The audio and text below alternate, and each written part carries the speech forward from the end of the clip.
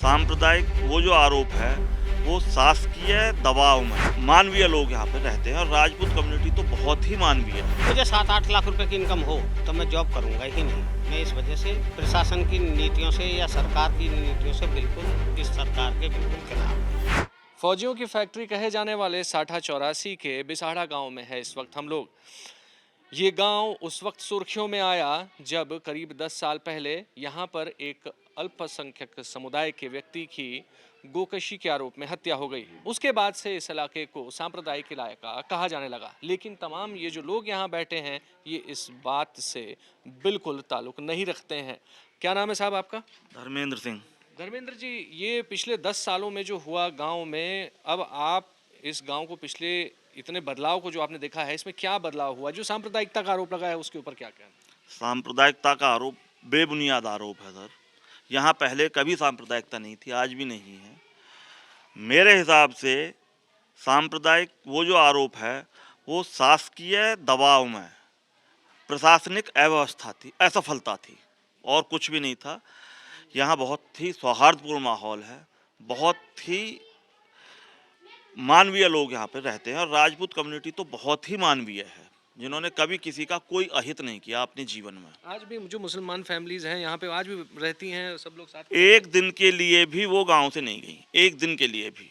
उन्होंने पलायन नाम की चीज़ यहाँ पे नहीं है, एक दिन के लिए भी नहीं गई। आज भी वो उसी हिसाब से जिस पहले रहते थे उसी माहौल में रहते हैं, बहुत अच्छी तरह से रहते हैं। जिसका जो कर्म है वो अपने कर्म को करता है उसी हिसाब से। चुनाव पास हैं और पश्चिमी उत्तर प्रदेश इस वक्त राजपूत पॉलिटिक्स की वजह से भी उबाल पर है। क्यों हो रहा है ये भी इन लोगों से जानेंगे। आप बताइए साहब, क्या परेशानी हो रही है जिसकी वजह से कल तक आप लोग जो बीजेपी का झंडा उठाए थे आज नाराज हैं? मैं प्रशासन की या सरकार की जो नीतियां हैं उनसे बहुत ही रुष्ट हूँ। मेरे बेटे का आर्मी में सिलेक्शन होने वाला था और मुझे उसमें ईडीएफ जो है ईडब्ल्यूएस उसकी ज़रूरत थी। मैंने उसमें अप्लाई किया, पटवारी उसकी जांच के लिए आया। उसने मुझसे तमाम तरह के प्रश्न किए। आपके पास ज़मीन कितनी है, आपका घर पक्का है, आप तो ईडब्ल्यूएस के लिए पात्र ही नहीं है। मैंने उनसे बोला भी, मेरे पास 5 बीघे ज़मीन है, 100 गज में मेरा मकान बना हुआ है, पक्का बना हुआ है। मुझे जो पेरिफेरल एक्सप्रेस वे में जो मतलब मिलता है, मुआवजा मिला था, वो मिला था, उससे मैंने पक्का मकान बना लिया। इसमें मेरा क्या दोष रहा? मकान मेरा पक्का हो गया। लड़के का जो मतलब सिलेक्शन जो होने वाला था वो केवल इसी आधार पर वो कैंसिल हो गया कि ईडब्ल्यूएस उसका कम। सेंट्रल फोर्सेज में अप्लाई किया था। हाँ, तो सेंट्रल फोर्सेज में सर जो ईडब्ल्यूएस का मामला है उसमें कहाँ आप लोग फंस रहे हैं? क्या खेती की जमीन की वजह से ये दिक्कत हो रही है? पटवारी ने मुझे बताया था कि आपके पास 5 बीघे ज़मीन है और आपकी जो है एनुअल इनकम जो है मतलब 7-8 लाख रुपए होती होगी। मुझे नहीं पता कि मतलब सरकार का क्या मापदंड है क्या नहीं है, पर यदि मुझे 7-8 लाख रुपए की इनकम हो तो मैं जॉब करूंगा ही नहीं। मैं इस वजह से प्रशासन की नीतियों से या सरकार की नीतियों से बिल्कुल, इस सरकार के बिल्कुल खिलाफ हूँ। साठा चौरासी इलाका जो है ये फौजियों की फैक्ट्री के नाम से भी जाना जाता है। यहाँ तमाम लोग जो बैठे हैं इनके भी कोई ना कोई सगा संबंधी, कोई ना कोई तो ज़रूर आर्मी में रहा होगा। लेकिन आप बताइए साहब, क्या हो गया अचानक से ये आप आर्मी में लोग जा रहे हैं यहाँ से? नहीं, मैं आर्मी एक्समैन ही हूँ। अच्छा, आप रिटायर्ड फौजी हैं? हाँ जी, मैं 24 साल नौकरी करके आया हूँ। लेकिन ऐसा है, अब जो बच्चों को ना तो भर्ती हो रही, एक तो इन्होंने वैकेंसी एक दफ़े भर्ती की है, उसके बाद हमारे गांव में कम से कम 9000 वोटों की आबादी है और उसमें शायद एक बच्चा भी नहीं गया। खूब मेहनत करी उन्होंने, तो ये क्या फ़ायदा? फिर वो 4 साल के लिए उनका बच्चों का मतलब इच्छा भी नहीं कर रही कि 4 साल में हम करेंगे क्या। तो इस पर भी गवर्नमेंट को ध्यान देना चाहिए। आप मतलब इस एक ट्रेडिशन रहा है इस पूरे गांव का, आप जैसे हैं वैसे तमाम लोग और होंगे। साठा चौरासी तो मशहूर है फौजियों की फैक्ट्री के नाम से। तो अब क्या स्थिति है? आप बालक सुबह दौड़ते हैं सड़कों पर भर्ती होने के लिए? बिल्कुल मेहनत करते हैं, लेकिन उनकी इच्छा वो 4 साल की वजह से कम होती जा रही है दिन पर दिन। अब वो नहीं है, जैसे पहले 50 दौड़ते थे अब 10 दौड़ रहे हैं। अच्छा। अब ये कंडीशन आ गई। दूसरा, हम बीजेपी से नाराज़ नहीं हैं, लेकिन जो उनके कार्यकर्ता हैं, जो उनके मेंबर आज के चुन कर भेजे हैं, वो कभी भी पब्लिक में नहीं आते, ना कोई विकास के नाम पे, ना कोई काम के नाम पे, ना किसी को मदद के नाम पे, इसलिए नाराज हैं। वो तो एक दफ़ा चुन दिए, फिर दोबारा वो देखने के लिए नहीं आते। 10 साल महेश शर्मा को हो गए, कभी कैंडिडेट से किसी से मिले नहीं, किसी काम में ही नहीं आए। हमारे पड़ोसी तेजपाल सिंह मास्टर जी हैं, उनको भी आज के कभी नहीं हमने देखा दर्शन। वोट लेने के लिए आते हैं, वरना फिर नहीं आते। तो आप लोगों को ऐसा तो नहीं है कि एक ट्रेडिशनल वोटर समझ लिया है कि आपको वोट देना ही देना है उस पर? हाँ, यस, बिल्कुल ये समझ रखा कि ये तो वोट देंगे, कहीं नहीं जाएंगे बीजेपी से अलावा। इनका यही ध्येय था कि भाई ये तो कहीं जाएंगे नहीं, इसलिए आपके मन बदल रहे हैं, नाराजगी है। नाराजगी है। आप बताइए बाबा, क्या नाम है आपका? जतन सिंह है जी। सिंह साहब, कहाँ आप लोग जो यहाँ किसानों की समस्या है उसको लेकर के आप बात कर रहे थे, क्या समस्या है, कौन सा मुआवजा नहीं मिला? मुआवजा तो जब मिले जी, ना कुछ यहाँ विकास है, ना कोई कंपनी है। बच्चे भी धक्के खाते डोल रहे हैं, पढ़े लिखे बच्चे भी नहीं डोल रहे हैं धक्के खाते। जगह जगह जहाँ वीआईपी जंगल है वो तो बैकवर्ड बना दिया, और जो बैकवर्ड है वो वीआईपी बना दिए। ये वीआईपी जंगल है हमारा, ये तो बैकवर्ड ही कर दिया, समझे जी। यहाँ 2-4 कंपनी 1-2 भी आती, समझे जी, तो बेरोजगारी भी दूर होती। सड़क में 1-1 फुट 2-2 फुट गड्ढे हो रहे हैं, आप देख लो। जा कर के प्रतिशत को प्रमाण की क्या ज़रूरत है, समझे जी। 10-10 साल 15-15 साल हो गए इन्हें MP MLA ने, इनको तो घरों आंगनों, मास्टर जी को तो बिल्कुल आंगन है ये, जो अपने आंगन भी ठीक ना कर सके ये, समझे जी। तो हमें बीजेपी से कोई नफरत नहीं है, लेकिन इनके जो करने वाले कर्मचारी हैं वो, उनसे नफरत हो रही है। क्या हमारे जो कि और सड़क हो रही है ठीक, ये सड़क बहुत लंबी सड़क है, ये सब वहाँ से वहाँ तक सब टूटी पड़ी है। सड़कें भी टूटी हैं, इसका भी थोड़ा मलाल है। आप बताइए साहब, क्या नाम है आपका? मूलचंद है जी। मूलचंद जी, क्या माहौल चल रहा है, अब चुनाव आने वाला है, किस तरफ आप देखते हैं अपने गाँव को जाते हुए? गाँव के आज हमारा तो एक देखना, ये फौज में जो जावे गरीब मीडियम वर्ग किसान इनके बच्चे ज़्यादा जावे। अब इतना कर दिया 4 साल भर्ती, इसमें कोई नेता का बच्चा तो कोई जाता नहीं। अच्छा, नेता की पेंशन तो बंद हुई नहीं, लेकिन इन बच्चे जो गरीब परिवार चले जावे वहाँ, उनकी पेंशन बंद होकर 4 साल ही कर दी, तो करें क्या? भी करें क्या? वो नेता तो है नहीं, इनके बच्चे तो जाते नहीं इसमें ना, इनकी पेंशन हो जाती है, ये क्या खाम खमाम। तो मैं इसलिए नाराजगी है। ये राजपूतों का पतन होता जा रहा है, राजपूतों का तो पता नहीं होता जा रहा बिल्कुल, तो इसलिए नाराजगी है जी अब कब।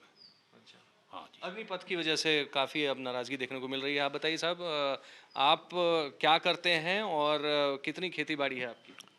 6-7 बीघे जमीन है, कृषि कर हूँ। अच्छा, भी काश्तकार है, किसान है? हाँ, किसान हूँ। अच्छा, बालक हाँ, बालक BA थल्ली ITI थल्ली कंपनी में जामे लड़ने, नुते दें तुम लो तो लो। लोकल। हाँ, ये हमारे लेते ना है, तो फिर क्या करें हमारे। बेरोजगार की समस्या ज़्यादा, सड़क बेकार है, ये बहुत ज़्यादा। जो विधायक हैं वो भी नहीं आते हैं 10 साल, अपना वोट लेना हमें। तो जनप्रतिनिधियों के प्रति भी गुस्सा है। आप बताइए साहब, क्या नाम है आपका? जी, कार्तिकेय सिंह सिसोदिया मेरा नाम है। कार्तिकेय जी, ये जो गुस्सा देखने को मिल रहा है इस इलाके में, खासतौर पे पश्चिमी उत्तर प्रदेश में राजपूतों का जो अभी एक तरीके से कहें विद्रोह है, ये अग्निपथ मुझे समझ में आया, EWS समझ में आया, और क्या कारण है इसके? प्रथम तो सर ये कोई विद्रोह नहीं है, ये अपने हक की लड़ाई है। हम लोग अपने हक की लड़ाई लड़ रहे हैं। और आपने एक बात कही कि राजपूतों के अंदर एक इस प्रकार से हमारे अंदर एक गुस्सा है, या हम लोगों के अंदर एक डिसेंट है, आप ये कह लीजिए कि हम लोगों को अच्छा नहीं लग रहा है कि आज हम बीजेपी के प्रतिपक्ष में आकर के खड़े हुए हैं। हम बीजेपी को आज, जिसका आज तक हमने झंडा उठा करके रखा था, जिस पार्टी को हमने हमेशा सपोर्ट किया, जिस पार्टी के लिए हम लोगों ने क्या नहीं किया, हम लोगों ने, चाहे आप इतिहास उठाकर देख लीजिए, चाहे आज आप इनके नेतृत्व में देख लीजिए, हम लोगों ने इनका झंडा हमेशा सदा उठा करके रखा है। लेकिन आज जो बात हुई है, खास करके महेश शर्मा जी की बात करना चाहूँगा। डॉक्टर महेश शर्मा जी ने जब म्यूज़ियम का उद्घाटन करा था, तो उन्होंने एक ऐसे मुद्दे को छेड़ने की कोशिश करी जो कि आज भी सब्जेक्ट है। पहले तो सम्राट मिहिर भोज के ऊपर आज भी बहस चढ़ी हुई है, और हाँ, कोर्ट में छिड़ी हुई है, मैं पार्टी हूँ, परंतु इसमें आपको कभी भी बोलने की आवश्यकता नहीं है, क्योंकि इतिहास आपके समक्ष तथ्य प्रमाण है। आज अपने बाप को यदि बाप कहने के लिए मुझे कोर्ट जाना पड़ रहा है, तो मैं क्या करूँगा? मैं विरोध नहीं करूँगा। आज मुझे हर चीज़ के लिए यहाँ पर सम्मानीय सभी व्यक्तियों ने आपको बताया कि क्या क्या परेशानी है। हम आपके लोकतंत्र हिसाब से इतिहास विकृतीकरण भी एक काफी बड़ा मुद्दा है जिसकी वजह से बहुत बड़ा मुद्दा है सर, बहुत बड़ा मुद्दा है। अगर आपके बाप को कोई और कह देगा कि वो आपका बाप नहीं है, आपके पिता को कह देगा वो आपका पिता नहीं है, तो आप क्या करिएगा? आप अपने पड़ोसी को पिताजी तो नहीं कहेंगे ना, आप अपने पिता को ही पिता कहेंगे ना। तो आपके पिता का ही बंटवारा कोई कर दे, आपके पिता को ही बोल दे कि नहीं वो किसी और के पिता है, वो कहीं और ही है, आपका उनसे कोई लेना देना नहीं है, तो हम कहाँ जाएंगे? दूसरी चीज़, यहाँ पर जो परेशानियाँ होती है, हम जब लोकतंत्र की बात करते हैं तो लोकतंत्र से हम अभिप्राय रखते हैं कि यहाँ पर प्रतिनिधित्व होता है। आज राजपूतों का प्रतिनिधित्व आप बता दीजिए। पश्चिमी उत्तर प्रदेश में तो खैर छोड़िए, हमारे जो माननीय गृह मंत्री जी हैं वो हमें हमारे इतने सारे लोग हैं यहाँ पर, यहाँ कम से कम कौन कौन सी बिरादरी नहीं रहती, त्यागी यहाँ रहते हैं, गुजर यहाँ रहते हैं, मुसलमान यहाँ रहते हैं, अनगिनत यहाँ पर आबादियाँ रहती है। लेकिन आज हमको यह कहा जाता है कि हमारे पूरे पश्चिमी उत्तर प्रदेश को एक पेंट करा जाता है कि आप जाटलैंड है जी। कहते हैं जाटलैंड से हमको आवाज़ नहीं आई। अरे सर, हम क्या मर गए हैं या हम लोग हैं नहीं? आपने तो उत्तर से लेकर पूर्व तक, पूर्व से लेकर पश्चिम तक हमारा ख़त्म कर दिया है। हमारे प्रतिनिधित्व का क्या, हम लोग जाएंगे कहाँ?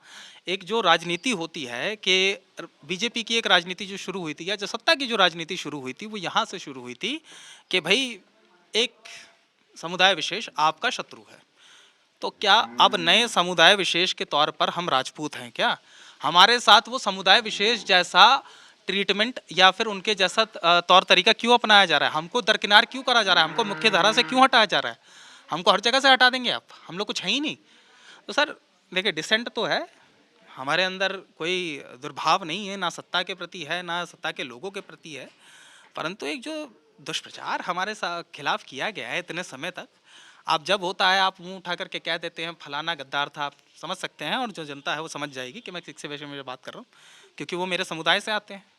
आपको बताना वही होता है ना, आपने इतिहास के पन्नों को खंगाला है कि वो गद्दार था या नहीं था, कुछ भी है या नहीं था, लेकिन नहीं, आपको बोलना है किसी और का नाम लेकर के, आपको कहना है कि अरे तुमने तो बहू बेटा, रूपाला जी ले लीजिए, क्या उन्होंने जब हमारी माँ बेटियों को कहा, जब हमारी माँ बहनों को कहा, हमने कोई विद्रोह प्रदर्शन तो ऐसा नहीं किया ना, हमने कोई विद्रोह तो नहीं करा।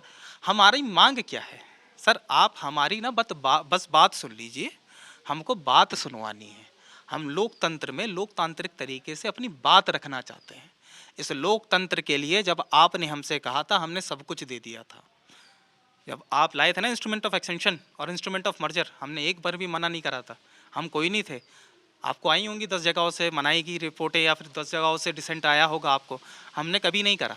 हमने इस देश के लिए, हम इस देश के लिए सदैव तत्पर हैं, हम इस धर्म के लिए सदैव तत्पर हैं।